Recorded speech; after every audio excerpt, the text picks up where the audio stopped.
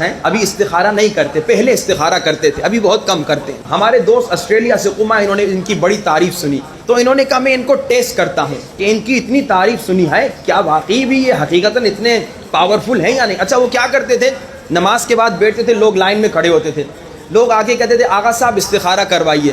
یہ نہیں کہتے تھے کہ شادی کا ہے، بزنس کا ہے، نوکری، نہیں، آغا صاحب استخارہ کروائیے۔ وہ قرآن کھولتے تھے، کہتے تھے شادی اچھی نہیں ہوگی، آدمی نیت نہیں بتاتا تھا۔ پھر دوسرا کہتے تھے آغا صاحب بزنس کے لیے کوئی استخارہ کیجئے، وہ یوں قرآن کھولتے تھے، یعنی وہ بتاتا نہیں تھا، خالی کہتا تھا استخارہ کیجئے۔ یہ قرآن کھولتے تھے، کہتے تھے بزنس میں کامیابی ہوگی، بسم اللہ شروع کرو۔ تو اس ہمارے دوست نے ان کی بڑی تعریف سنی تھی، اس نے کہا میں ٹیسٹ کروں، اور انہوں نے کہا کہ میں ان سے 2 استخارے کرواؤں گا، دونوں جھوٹے، یعنی کوئی نیت نہیں ہوگی، جا کے دیکھوں کہ انہیں پتہ چلتا ہے یا نہیں۔ لائن میں کھڑے ہو گئے، نمبر آیا، کہا ہاں جگہ استخارے، آغا صاحب استخارہ کروائیے۔ انہوں نے یوں قرآن کھولا، دیکھ کر کہا جھوٹا استخارہ کیوں کروا رہے ہو؟ یعنی اتنی پاورفل شخصیت۔ اس نے کہا میرا ارادہ تھا، مجھے کوئی یقین تو ہوا لیکن میرا ارادہ 2 استخارے تھا۔ میں پھر لائن میں کھڑا ہو گیا، کہا پھر میں لائن میں کھڑا ہوا، پھر میں نے نمبر آیا، میں نے کہا آغا استخارہ۔ انہوں نے قرآن کھولا، کہا 1 مرتبہ ٹیسٹ کیا، یقین نہیں آیا، 1 مرتبہ ٹیسٹ کیا، یقین نہیں آیا۔ کہا اب مجھے یقین آ گیا، اب مجھے یقین آ گیا کہ یہ کوئی عام ہستی نہیں ہے، اللہ نے انہیں ایک کمال کی طاقت دی ہے۔ اب جب سب لوگ چلے گئے، انہوں نے کہا میں نے کہا آغا صاحب میں بہت دور سے آیا ہوں، آسٹریلیا سے آیا ہوں، مجھے کوئی ایسا نسخہ بتائیے جس سے مشکلات ختم ہو جائے۔ آج کل مشکلات بہت زیادہ ہیں نا، آج کل تکلیفیں بہت زیادہ ہیں، مصیبتیں بہت زیادہ ہیں۔ انہوں نے کہا مجھے ایسا نسخہ بتا دیجئے جس کے ذریعے سے مشکلات ختم ہو جائیں۔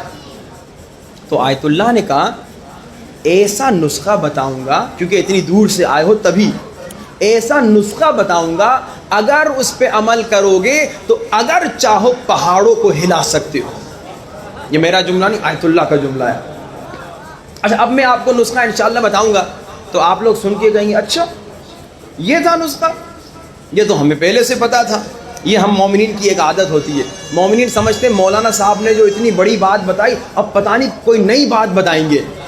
وہ ایک صاحب کا مشہور واقعہ ہے کہ انہوں نے جناب دریا کے دوسری پار رہتے تھے، استاد کو کہا کہ استاد میں دیر میں پہنچتا ہوں، اس کی وجہ یہ ہے کہ پل تو ہے نہیں، کشتی کبھی ٹائم پہ آتی کبھی دیر میں آتی ہے۔ تو استاد نے کہا کوئی بات نہیں، میں تمہیں ایک تعویذ دیتا ہوں، ایک تعویذ دیتا ہوں، یہ تعویذ اپنے ساتھ رکھ، پھر تجھے کشتی کا انتظار کرنے کی ضرورت ہی نہیں ہوگی، بس تو پانی پہ ایسے چل کے آنا جیسے تو زمین پہ چلتا ہے۔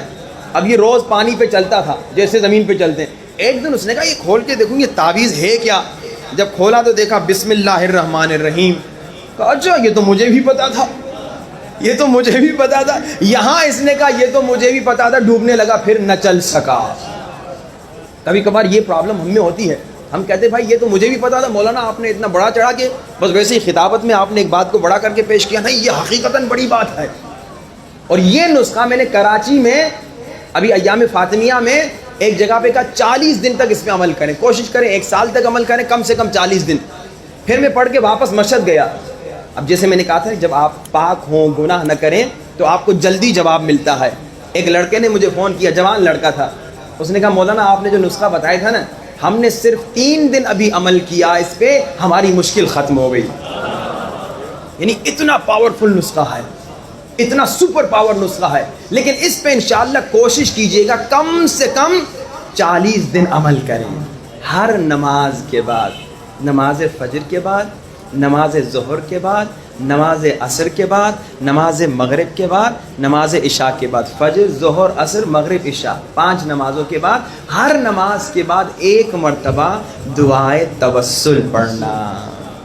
دعائے توسل کیا ہے؟ 14 معصومین سے فقیری۔ آئیے آج دعائے توسل سے گریہ شروع کریں، اہل بیت سے فقیری کریں، ہاتھوں کو بلند کر کے کہیں یا وجیہن عند اللہ اشفع لنا عند اللہ، یا وجیہن عند اللہ اشفع لنا عند اللہ۔ بلند آواز، یا وجیہن اشفع لنا عند اللہ، یا وجیہن اشفع لنا